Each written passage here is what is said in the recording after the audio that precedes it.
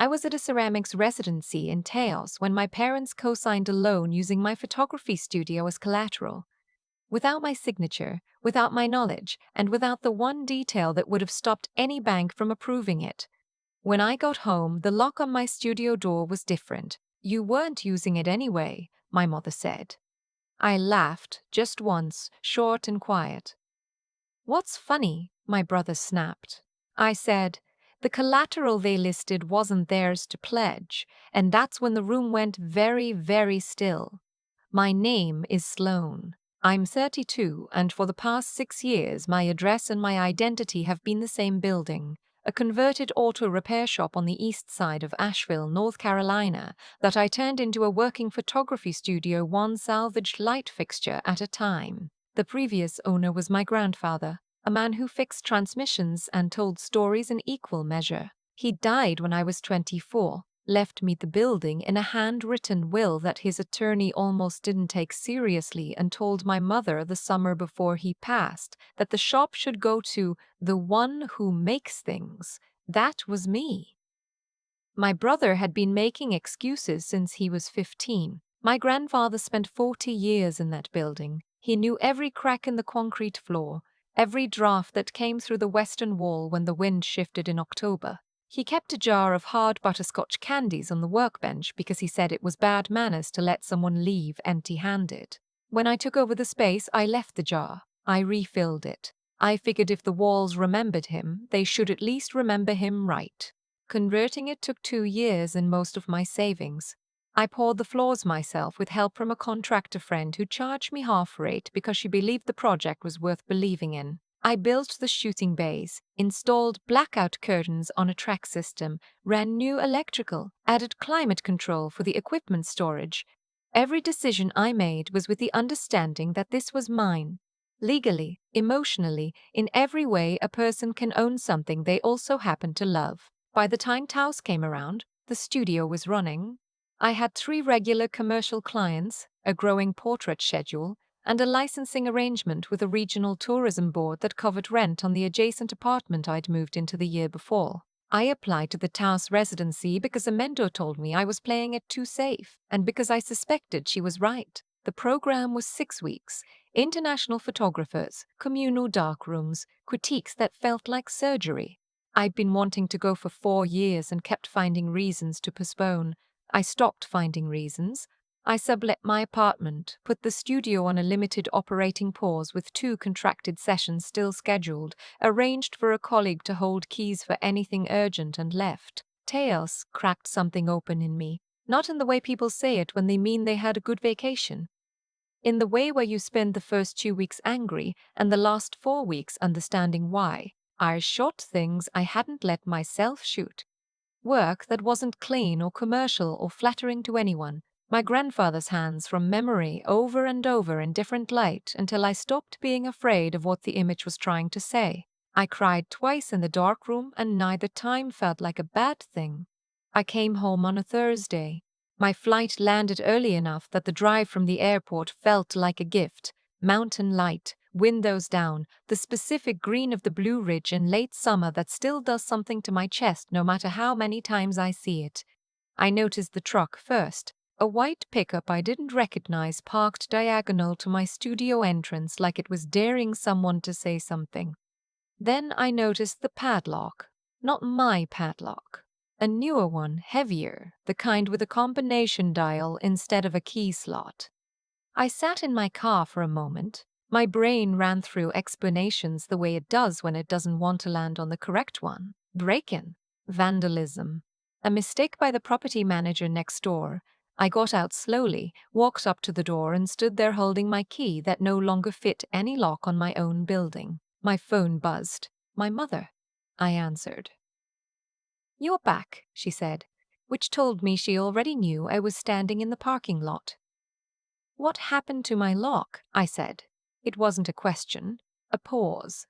Not the kind where someone is deciding how to explain. The kind where someone is deciding how much they have to.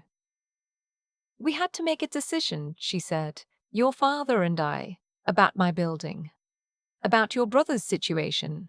"My brother's situation." My brother Trevor was 36 and had been in some version of a situation for most of his adult life.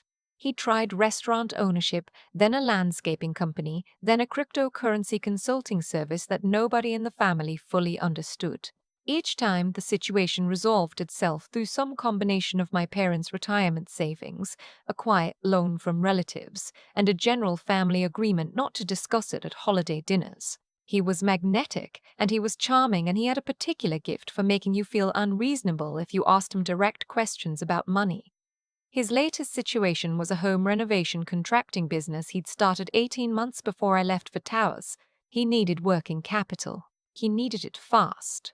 And he apparently needed it badly enough that my parents had walked into a community bank in Weaverville and pledged my studio as part of a collateral package on a business loan that listed Trevor as the primary borrower and my father as co-signer. My mother explained this to me in the parking lot of my own studio over the phone in the careful voice she used when she'd rehearsed something and was hoping the rehearsal would be enough.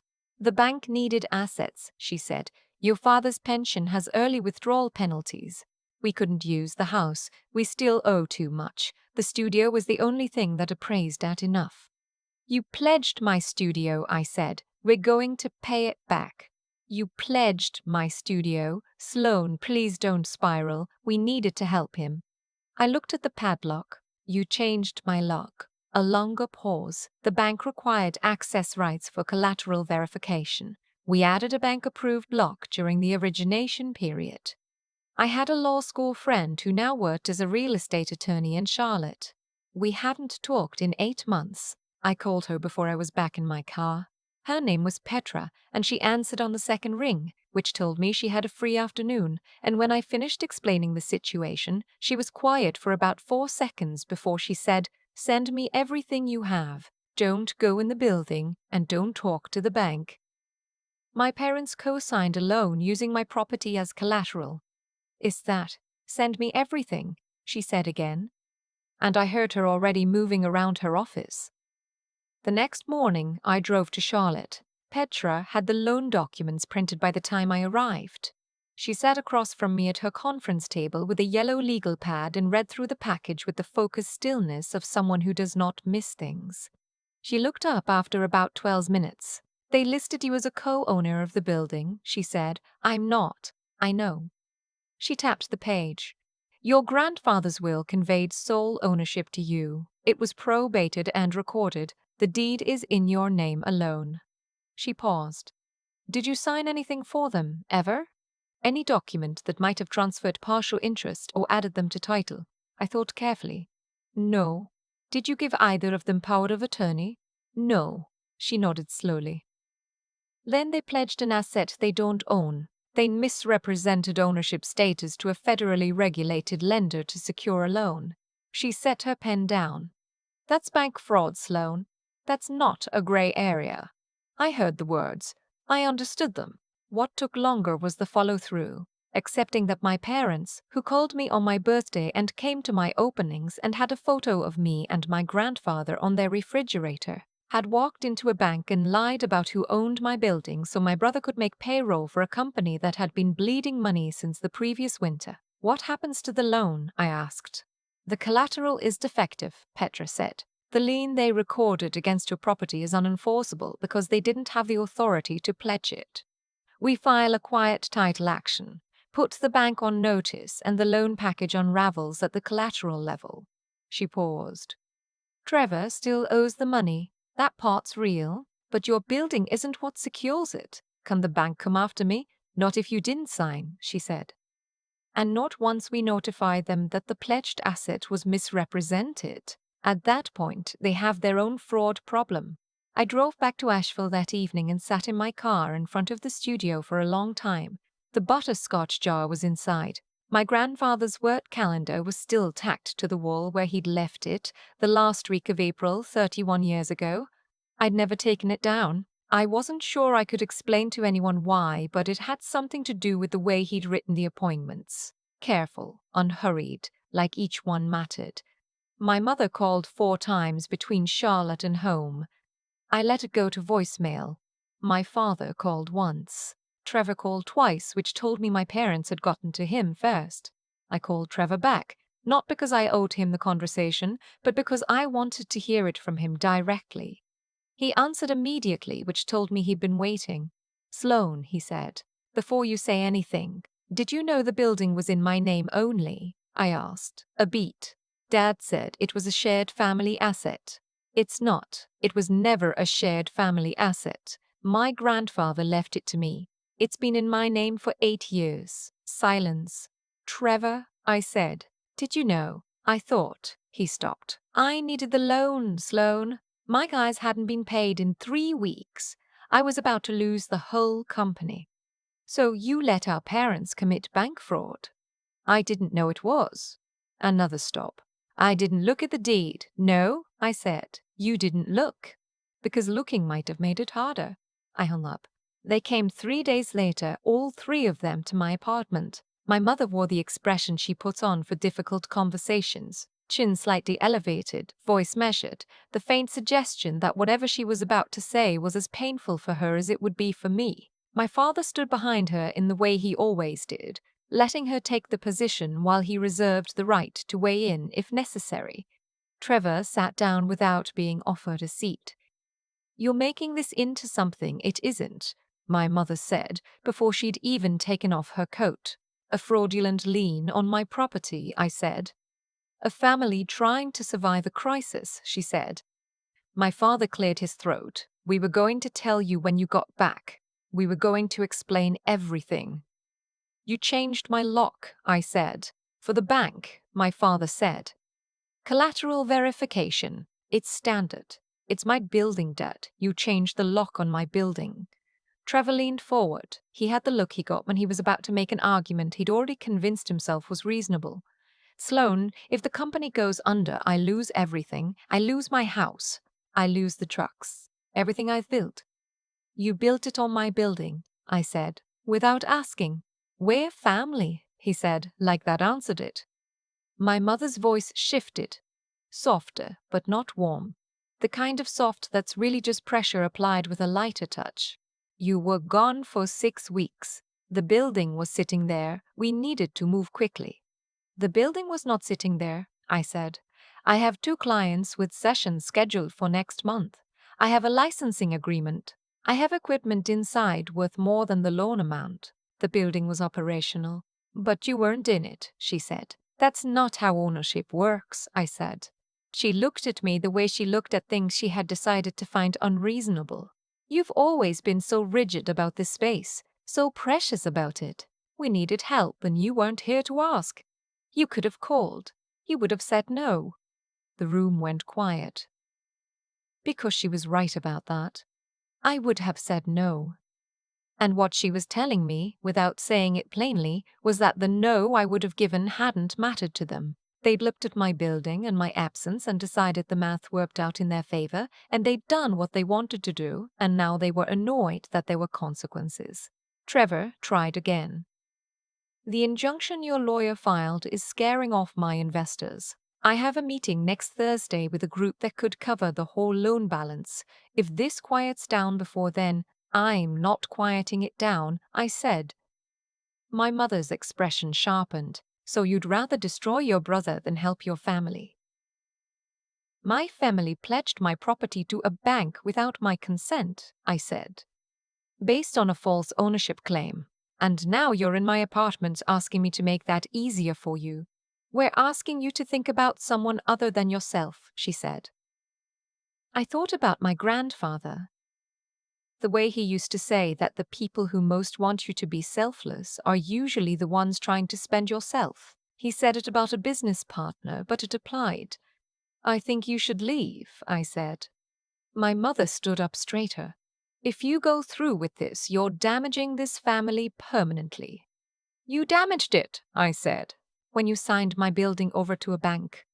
She left without saying goodbye the way she did when she wanted the leaving to feel like a punishment.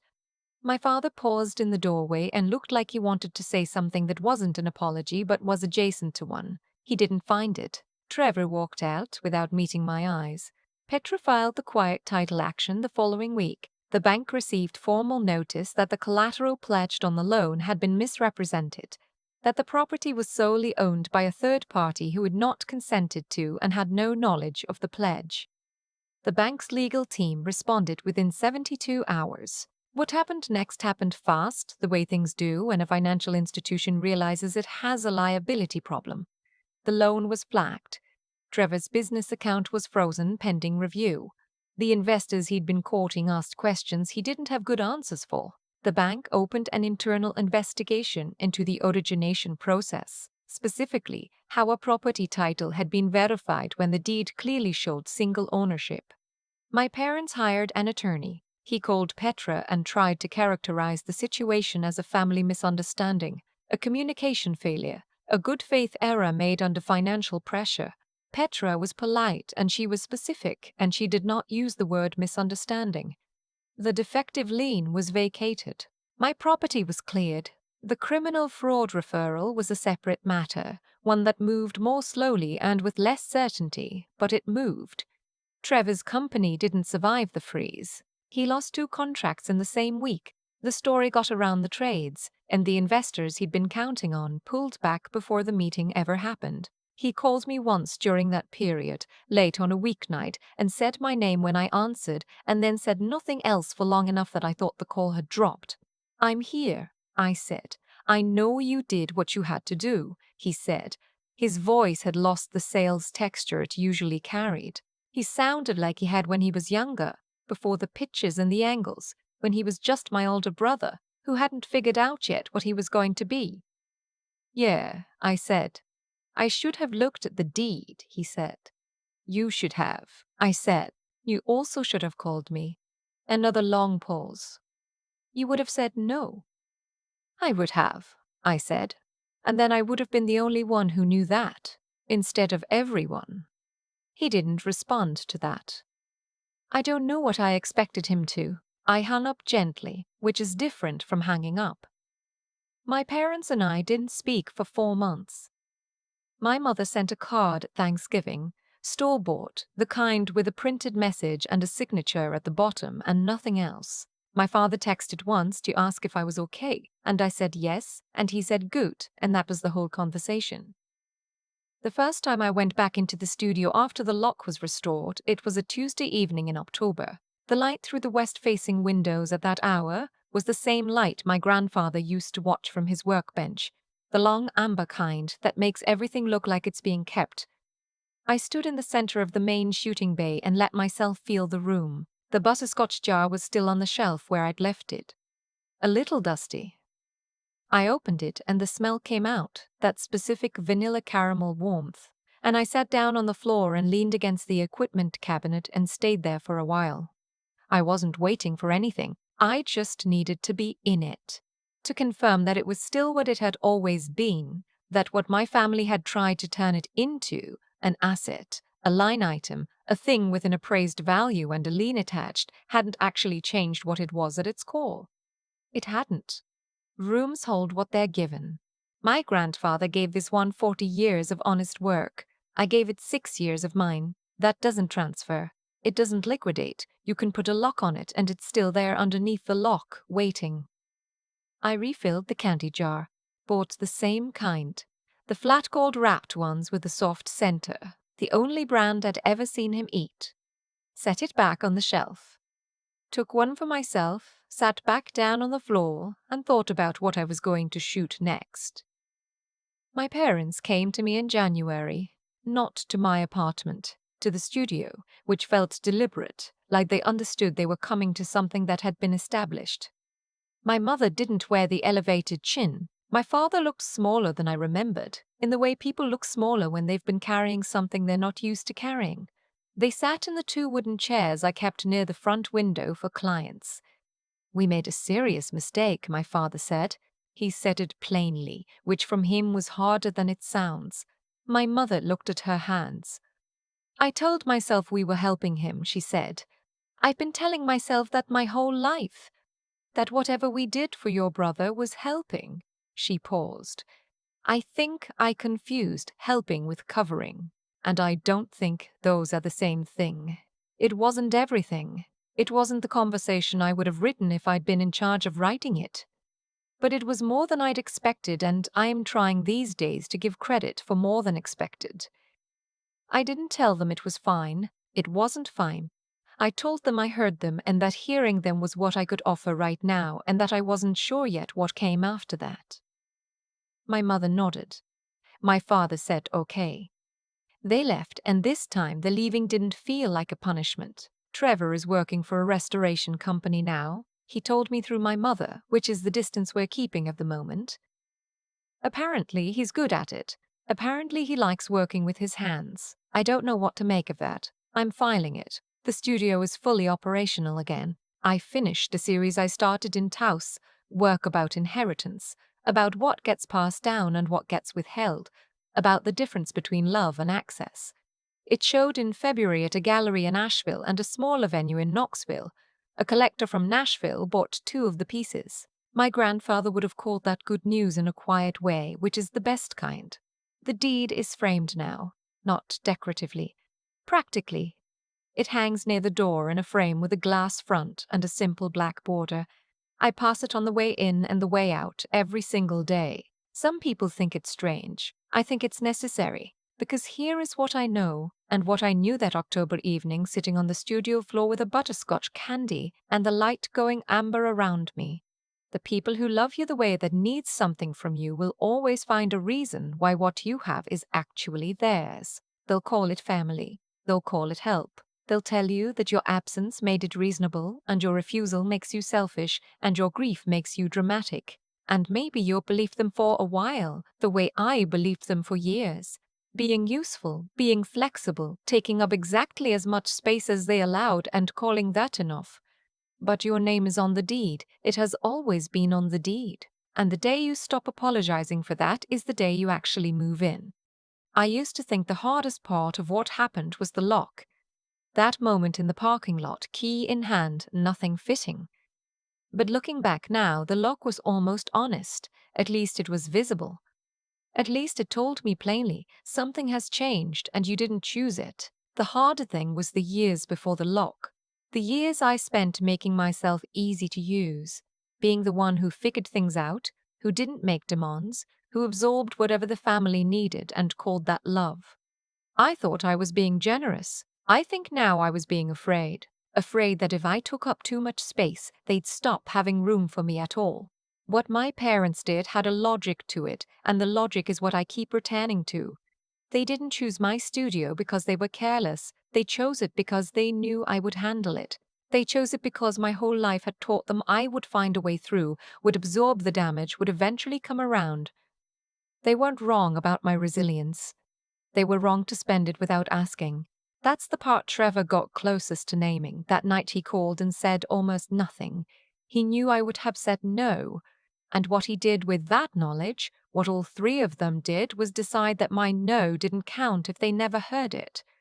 That's not a misunderstanding, that's a choice. And choices like that don't happen once. They accumulate over years in smaller moments, and every time someone's convenience was placed quietly above your consent, and you let it pass because you didn't want to make things difficult. I'm not angry at them the way I was in the first weeks. Anger like that burns fast and leaves you tired. What I have now is something more like clarity, about what I'm willing to carry, about which relationships I'm willing to rebuild, and on what terms, and about the fact that surviving something your family did to you does not obligate you to pretend it didn't happen. Petra gave me the legal framework. But the thing that actually changed was simpler than any filing. It was the moment I stopped treating my own no as a problem to manage and started treating it as information worth delivering. The moment I understood that protecting what my grandfather left me wasn't selfishness. It was the most honest thing I could do with what he trusted me to hold. The deed is framed by the door now. I pass it every day. Some people think that's excessive. I think it's a reminder that certain things are already settled, regardless of who tries to tell a different story about them. What you build, with your hands, with your time, with the years you traded for something real, is yours. Not theoretically, not sentimentally. Legally, specifically, documentably yours. And the people who love you the way that requires your silence will never stop needing it. The day you stop providing it is not the day you become difficult, it's the day you become honest. Those aren't the same thing, even when it feels like they are.